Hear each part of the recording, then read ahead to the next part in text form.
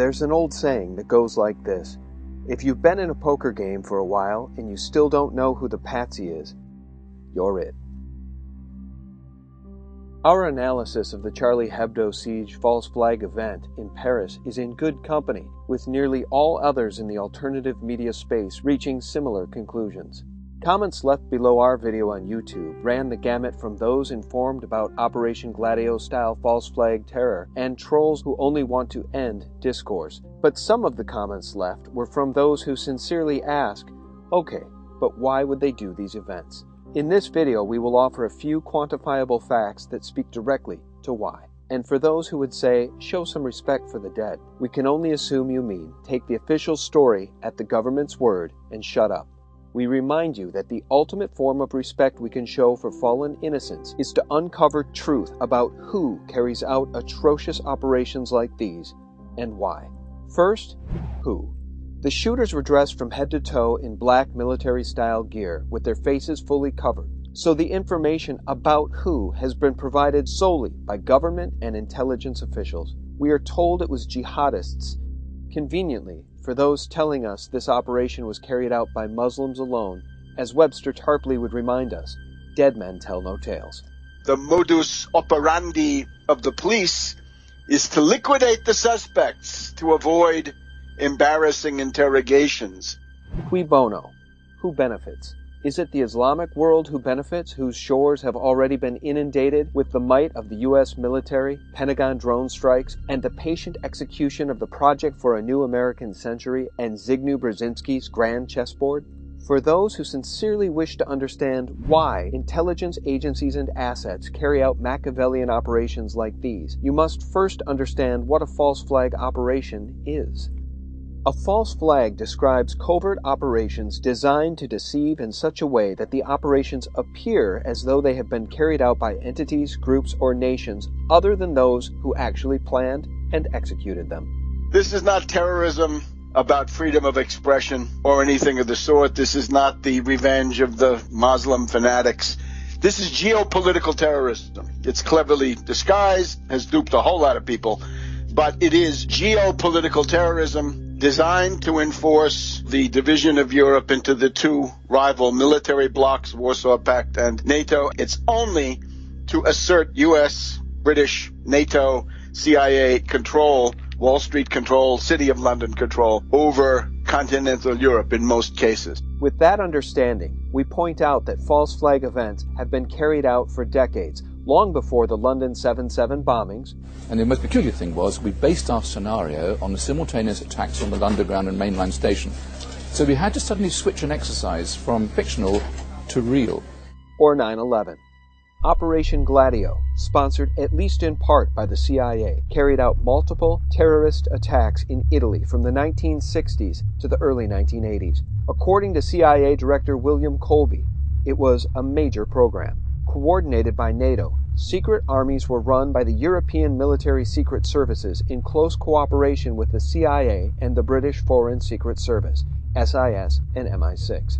With that in mind, how does one know with any degree of certainty that the Charlie Hebdo shooters, dressed in black from head to toe, were the French-speaking Kouachi brothers? Again, who benefits? As Dr. Paul Craig Roberts reminds us, according to news reports, police say they found the ID of Saeed Kouachi at the scene of the Charlie Hebdo shooting. He asks, does that sound familiar?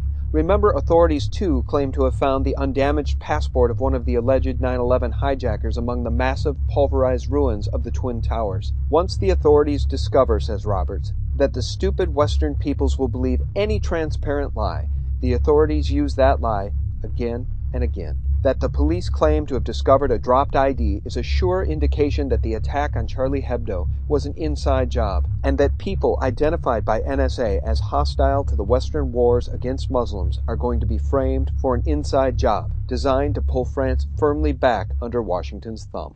Let's look at the immediate prelude to the Charlie Hebdo, and that is the New Year's interview. This is a very important, major statement by President François Hollande, which has, of course, gotten lost in the hysteria now. An unprecedented 2-hour interview for his economic policies, but also for foreign policy issues. And here's what he said. Russian President Putin does not want to annex eastern Ukraine. He has assured me of that.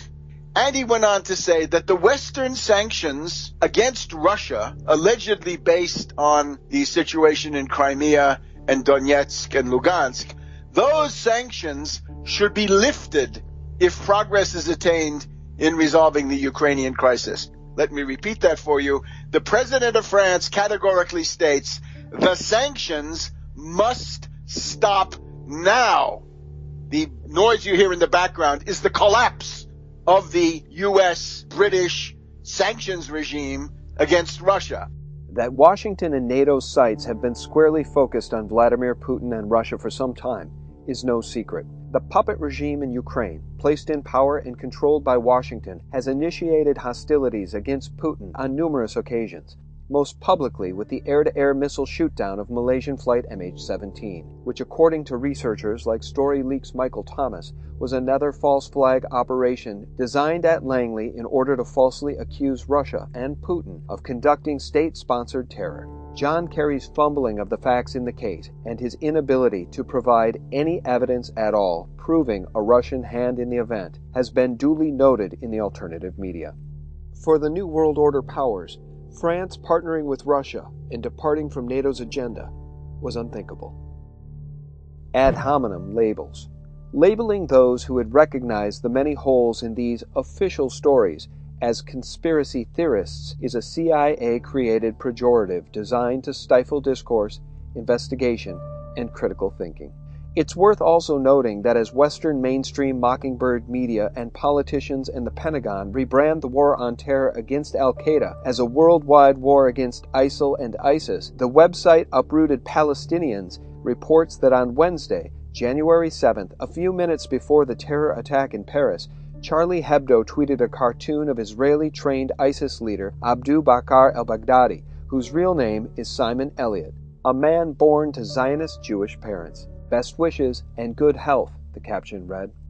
As we've learned from self-proclaimed Al-Qaeda terror spokesman Adam Gadon, whose real name is Adam Perlman, a Jewish American whose paternal grandfather, Carl Perlman, was on the board of directors of the Anti-Defamation League, the history of the heads of these groups must be examined by those who seek truth. The lesson to learn from the Paris siege is that in nearly every one of these horrific, murderous events, if one is armed with the basic facts and historical context, a small scratch beneath the fragile shell of the official story reveals gaping holes, unanswered questions, and endless contradictions.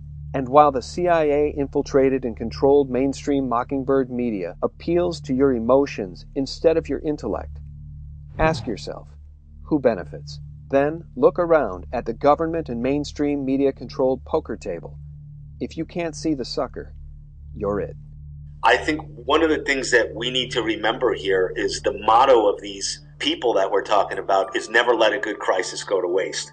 So whether it's a false flag or not, and certainly what I see here is troubling, the fact of the matter is they're certainly using this incident to their full political advantage to use it as a justification for wider war and an expansion of war in the Middle East with Syria, Iran, Al-Qaeda, ISIS, whoever you want to call it. If you value real news and information like this, please hit the like button and share it within your own sphere of influence. And to learn more about the Charlie Hebdo false flag and historical false flag operations like Operation Gladio, please watch Paris Siege PATSIES Liquidated from Webster Tarpley Radio, James Corbett's podcast 256, Gladio Revisited, featuring FBI whistleblower Sibel Edmonds, and read Paul Craig Roberts' article Charlie Hebdo and Tsarnaev's Trial, Cui Bono, the in-depth reports from 21stCenturyWire.com, the work from Tony Cartalucci, and the many other great real news sources we feature at SGT Report. Thanks for watching, and thanks for seeking the truth.